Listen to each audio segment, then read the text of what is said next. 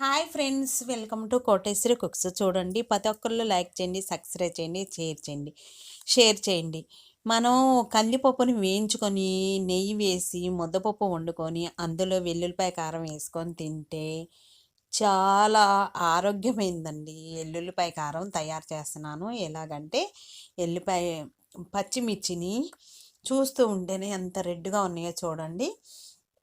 నెయ్యి కానీ ఆయిల్ కానీ ఒక స్పూన్ వేసుకొని దోరగా ఫస్ట్ మనం తూడ్చుకోవాలి. ఎండుమిరగాయలని ఎండబెట్టుకొని తూడ్చుకొని నెయ్యి కానీ టేబుల్ స్పూను నూనె కానీ వేసుకొని దోరగా వేయించుకోవాలి. వేయించుకున్నాక ఎల్లిపాయలని ఒక గడ్డ మాత్రం పట్టిద్ది. 100 గ్రాములు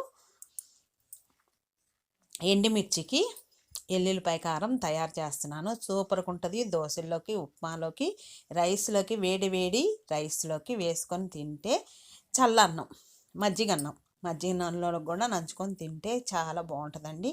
అవి వేగాక కరివేపాకు 2 రెబ్బలు తీసుకొని వేసుకోవాలి. 1 టేబుల్ స్పూన్ జీలకర్ర వేసుకోవాలి. ఎన్నో పట్టవండి, చాలా సువాసన వచ్చిద్ది, చాలా బాగుంటుంది. ఆరోగ్యం.